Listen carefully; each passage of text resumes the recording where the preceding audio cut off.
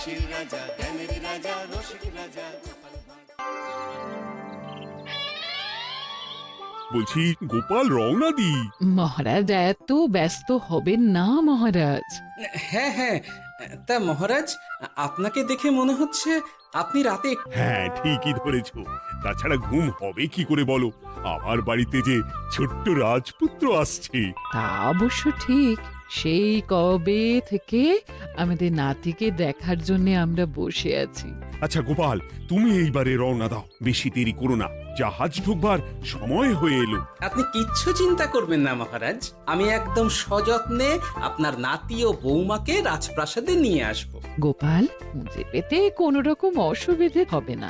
মনে আছে রানীমা? এখন তাহলে আসি।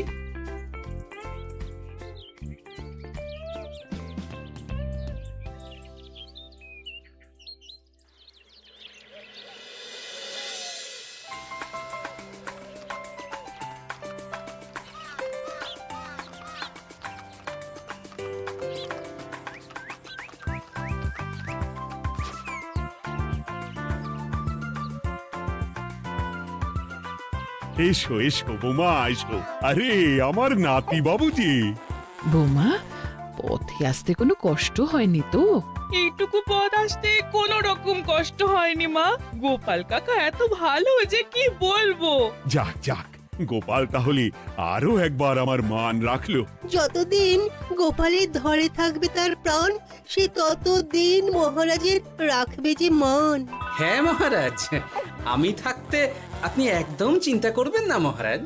বেশ বেশ বেশ। আমি তাহলে এখন আসি, কেমন? আরে আরে, কোথায় যাচ্ছ গোপাল? একেবারে মধ্যাহ্ন ভোজনটাও সেরে যাও। ও, ভোজনের ব্যবস্থা আছে? তাহলে তো থাকতেই হবে। ওই ভোজনের কথা শুনেই গোপালের জিভের ওজন বেড়ে গেল। তুমি থামো তো মন্ত্রী, আসলে আজ বিকেলেই আমাদের কুল গুরুদেব আসছেন, তোমরা সবাই থেকো, আজকেই নাতিবাবুর অন্নপ্রাশনের দিনটা স্থির করে নেব। এ তো বেশ ভালো কথা। বেশ তাহলে, বেশ ভালোই হলো। রোজ বাড়িতে খেতে খেতে জিভে একেবারে চড় পড়ে গিয়েছিল। বহুদিন পরে রাজবাড়ির পোলাও কোরমা খেয়ে পেট ভরাবো।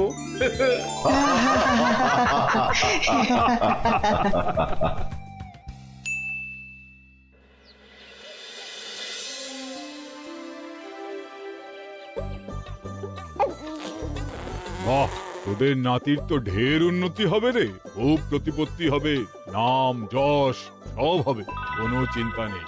গুরুদেব, নাতির শরীর স্বাস্থ্য ভালো থাকবে তো? দেখ, এমনিতে খুব একটা কিছু অসুবিধা তো দেখছি না, তবে হ্যাঁ, সম্প্রতি একটা বড় সড় ঝড় বয়ে যাবে দেখা যাচ্ছে। কি সর্বনাশ গুরুদেব, এসব কি বলছেন, কথাটা কি সত্যি? আমি মিথ্যা বলি না, যা দেখলাম, ঈশ্বর আমাকে দিয়ে যা বলালেন তাই বললাম। তাহলে কি হবে গুরুদেব? এই বিপদ এড়াবার কি কোনো উপায় নেই গুরুদেব? ওরে, তোরা আমার পুরো কথাটা শোন, কথার মাঝেই যদি এত প্রশ্ন করতে থাকিস তাহলে আমি কিভাবে আমার কথাটা শেষ করব? হ্যাঁ, ক্ষমা করুন গুরুদেব, আপনি বলুন বলুন। শোন, ওর কপালে ঝড় থাকলেও সে ঝড় ঠিক কেটে যাবে, চিন্তা করিস না, ভগবান আছেন, উনি বিপদ ঠিকই কাটিয়ে দেবেন। যখন বিপদ চরম সীমায় পৌঁছে যায় তখন ঈশ্বর নিজে এসে আমাদের বিপদ মুক্ত করে। সত্যি গুরুদেব, ঈশ্বর নিজে আসেন? হ্যাঁ, নিজে আসেন। জয় গুরুদেবের জয়। গুরুদেব, এইবারে তাহলে আপনি একটা শুভ দিন বলে দিন, নাতিবাবুর অন্নপ্রাশনটা ধুমধাম করে দিতে হবে তো। আজকের পর থেকে ঠিক 3 দিন বাদে একটা খুব ভালো দিন আছে, ওই দিন তাহলে অন্নপ্রাশনের ব্যবস্থা কর। বেশ বেশ, তবে তাই হবে গুরুদেব, তাই হবে। গোপাল, তাহলে সব কিছুর বন্দোবস্ত করা শুরু করো। সে আর বলতে রানীমা, আমি আগামীকাল থেকেই একদম জোর কদমে মাঠে নেমে পড়বো। হ্যাঁ রানীমা, আমি কোনো দায়িত্ব নেব নাকি? না থাক, যদি প্রয়োজন হয় তুমি গোপালকে সাহায্য করো।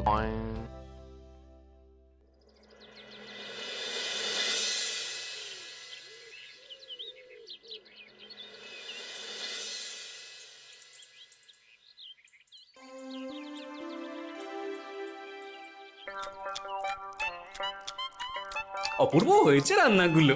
সুযোগ পেয়েছে, একেবারে 3 দিনের খাওয়া খেয়ে নিচ্ছে। সুযোগ কি কেউ ছাড়ে মন্ত্রী মশাই? এই আপনিই বলুন না, যখনই সুযোগ পান কোষাগার থেকে একেবারে থলি ভরে ভরে মোহর সরিয়ে। থাক, মুখ বন্ধ করো, আমার ঘাট হয়েছে বলাটা। তুমি বাবু মন প্রাণ ভরে খাও, কেমন? মহারাজ, এইরকম একটা খুশির দিনেও আপনার মুখে হাসি নেই কেন? আসলে নাতিবাবু তো আর 2-1 দিন পরেই চলে যাবে, সেই কারণেই মনটা বড্ড ভারাক্রান্ত হয়ে রয়েছে। তা তো ঠিকই, আমাদের ছেলেটা আসতে পারলো না, যাও বা নাতি এলো, তাও তো এই কটা দিন কি আনন্দেই না কাটলো।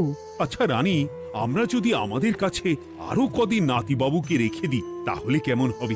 মানে বৌমাকে তো ফিরতেই হবে, বিদেশে আমাদের খোকার কত কাজ বলো তো। আরে বাবা, বৌমা না হয় ফিরে গেল, নাতিবাবু কদিন আমাদের কাছে থেকে গেলে কি এমন হবে? কিন্তু দেখো না বৌমা, আমাদেরও তো একটু ইচ্ছে হয় নাতিপুতিদের নিয়ে খেলবো, আদর করব, দেখো না। ঠিক আছে ঠিক আছে, আপনাদের কাছে আমার বাবু সোনাকে রাখতে আমার কোনো চিন্তাই নেই। ব্যাস, তাহলে তো মিটেই গেল। মহারাজ, নাতিবাবুকে কদিন এখানেই রেখে দিন, আমরা সবাই আছি, ঠিক কোলে পিঠে করে তাকে সামলে নেব। বাবা বাবা, গোপাল তোমার সব দিকে কান খোলা থাকে তাই না? মহারাজ, আমি হলাম ভাঁড়, তাই মাটির ভাঁড়ের মুখটা যেমন খোলা থাকে তেমন আমার কানটাও সব সময় খোলা থাকে, বুঝলেন?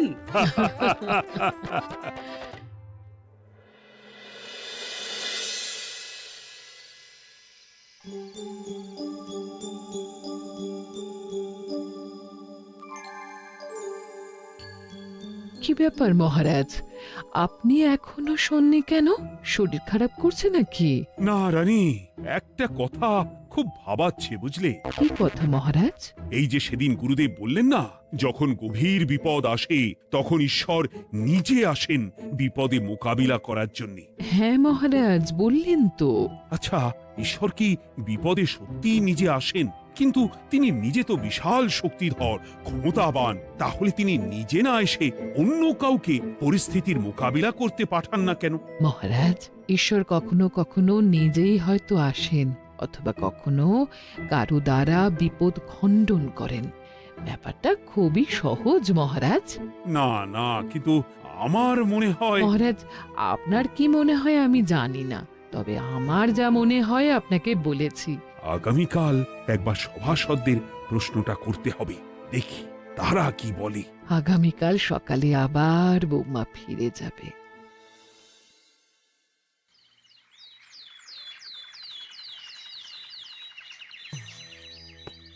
আমি তাহলে আসি, আমার সন্তানকে আপনাদের কাছে কদিনের জন্য রেখে গেলাম, ওকে খুব যত্নে সাবধানে রেখে দেবেন, কেমন? তুমি কোনো চিন্তা করো না মা, আমাদের নাতিবাবু একদম দুধে ভাতে থাকবে। কদিন একটু দেশের মাটিটা চিনে নিক, তারপর না হয় আবার বিদেশে পাড়ি দেবে। এই বলো সোনা।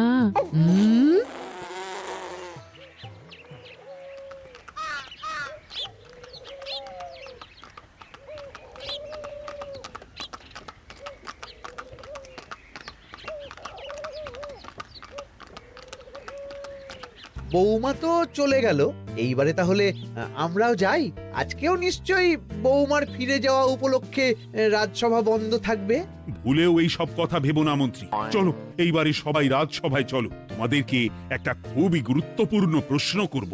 সেরেছে, মহারাজ আবার কি প্রশ্ন করবেন ভগবান জানে। সবাই রাজসভায় এসো।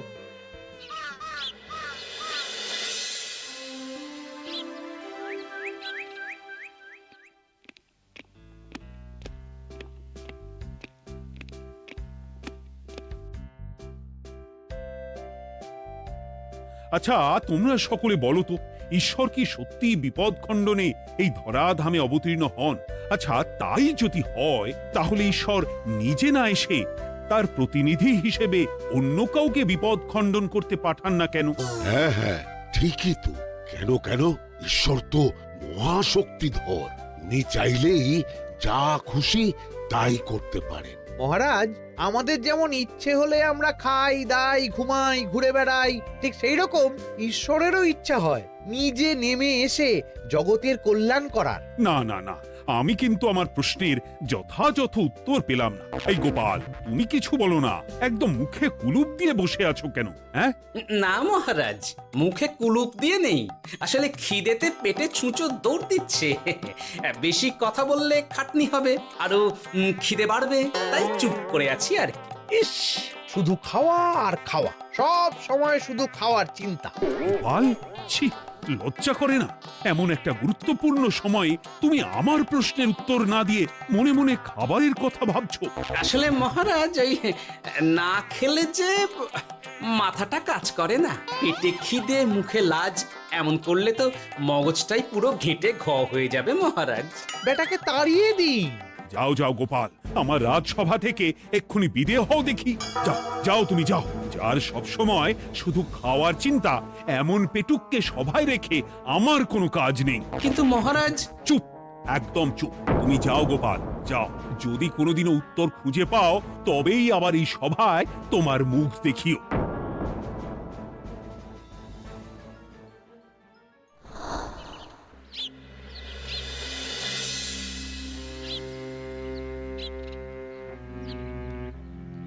মহারাজ যে এমন সামান্য কারণে আমায় রাজসভা থেকে বার করে দেবেন ভাবতেও পারিনি। এখন কি যে করি, একে তো মাসের শেষ, সংসারে তুমুল টানাটানি। এক কাজ করি বরং, গিন্নিকে নিয়ে কদিন শ্বশুর বাড়ি চলে যায়, কদিন পায়ের উপরে পা তুলে আরাম করে আয়েশ করে দিন কাটাবো। হ্যাঁ, তাই করি।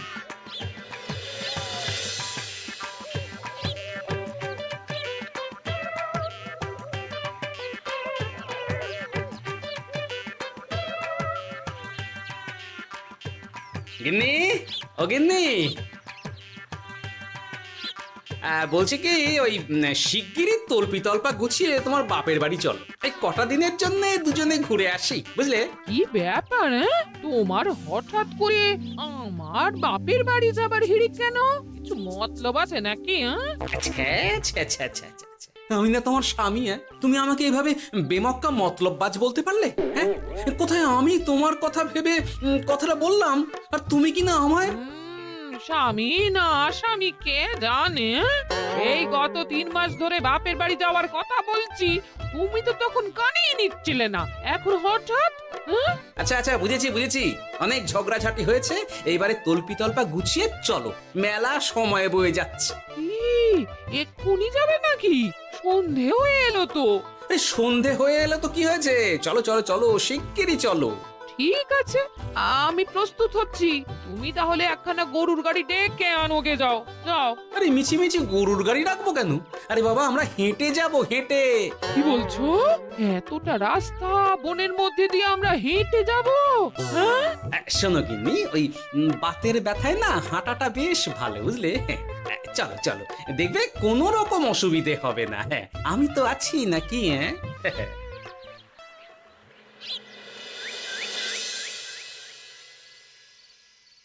বাবা, হ্যাঁ, বনটা বেশ ঘন। বলি, এই সময়ে এই বনের মধ্যে দিয়ে কেউ হেঁটে যায়? মেলা গজগজ না করে চুপচাপ এসো দেখি।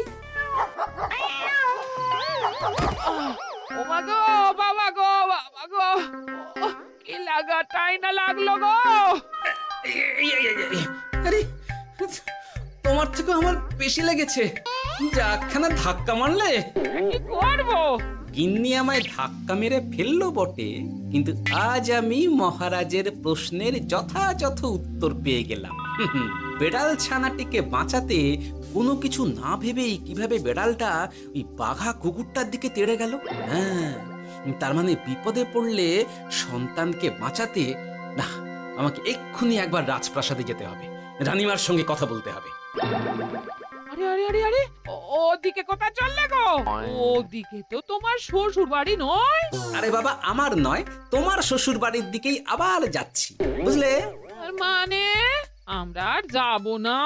না না, পরে যাব, তাড়াতাড়ি এসো দেখিনি। এ কি রে বাবা, লোকটার মাথাটা কি গেছে নাকি? কখন যে কি করছে নিজেরই ঠিক নেই, যত সব।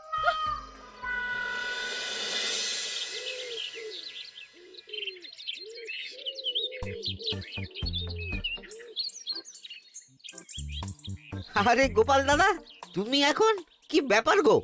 আমি একটু রানিমার সঙ্গে দেখা করতে চাই, খুব দরকার। কিন্তু এখন তো সকলে ঘুমাচ্ছে, তাই আমি তো এখন তোমাকে ঢুকতে দিতে পারবো না। আরে অযথা কথা না বলে পথ ছাড়ো, ভিতরে ঢুকতে দাও।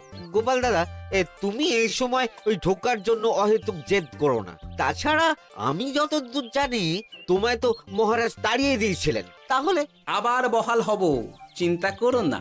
দয়া করে এখন ঢুকতে দাও। গোপাল দাদা, আহ পেয়াদা, এই এই কি ব্যাপার? এত হইচই কিসের? কি হয়েছে? রানীমা, আমি আপনার সঙ্গে একটু কথা বলতে চাই, বিশেষ দরকার আছে। এসো এসো, ভেতরে এসো। তাহলে মহারাজকে তোমার পরিকল্পনা মতো বাইরে নিয়ে যেতে পারলেই উনি ওনার প্রশ্নের উপযুক্ত জবাব পেয়ে যাবেন, বলছো? সে ব্যাপারে আপনি 100% নিশ্চিত থাকুন রানীমা। এখন আপনি শুধু আমার পরিকল্পনা অনুযায়ী মহারাজকে নৌকা বিহারে যেতে রাজি করান। তারপর কি হয় সেটা আপনি নিজেই সচক্ষে প্রমাণ পেয়ে যাবেন। তোমার উপরে আমার অগাধ আস্থা গোপাল।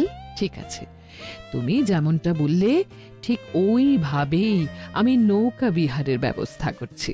রানীমা, দেখবেন এই পরিকল্পনাটা যাতে কোনোভাবেই পাঁচকান না হয়, তাহলে কিন্তু সব ভেস্তে যাবে। নিশ্চিন্তে থাকো গোপাল, কিচ্ছু হবে না, নিশ্চিন্তে থাকো।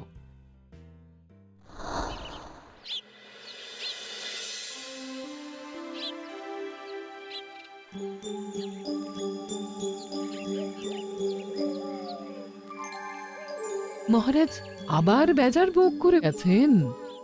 কি করব, আমি এখনো যে আমার প্রশ্নের উত্তর খুঁজে পাইনি। এইভাবে আপনি আর কতদিন মুখ ভার করে বসে থাকবেন শুনে? কি জানি, কিছুই আর ভালো লাগে না যে। বলছি শুনুন না মহারাজ, নাতিকে নিয়ে চলুন না, আমরা একটু নৌকা বিহারে যাই, তাহলে ওরও ভালো লাগবে আর আপনার মনটাও বেশ অন্যরকম হবে। ঠিক আছে, তাহলে চলো একটু নৌকা বিহার করে আসি।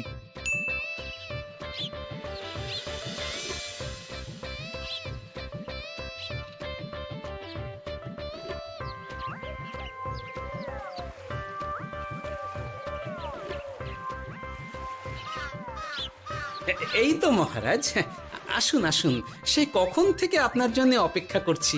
এ কি গোপাল, তুমি এখানে? কি ব্যাপার? তোমার সঙ্গে তোমার স্ত্রীও আছেন দেখছি। মহারাজ, কতদিন আপনাকে দেখিনি বলুন তো, তাই আজকে একদম সস্ত্রীক চলে এলাম। চলুন চলুন, সকলে মিলে নৌকো বিহার করে আসি। কিন্তু আমি তো তোমাকে তাড়িয়ে দিয়েছিলাম, তারপরেও তুমি। মহারাজ, অনেক তো হয়েছে, এখন এসব কথা ছেড়ে নৌকোতে টুকুস করে উঠে পড়ুন দেখি। কিন্তু মহারাজ অযথা দেরি করবেন না, চলুন উঠে পড়ুন।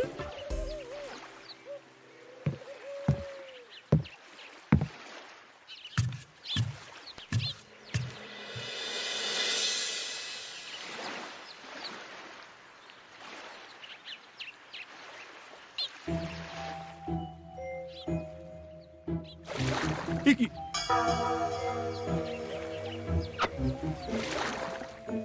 এই নাও, দেখো দেখো, ও কোনো সাড়া শব্দ করছে না কেন? সারা শব্দ করবেন না মহারাজ। মানে এসব কি বলছো? এই পুটুলির ভেতরে তো আপনার নাতি নেই, এখানে নাতির বদলে রয়েছে একখানা খেলার পুতুল। এসব কি বলছো তুমি?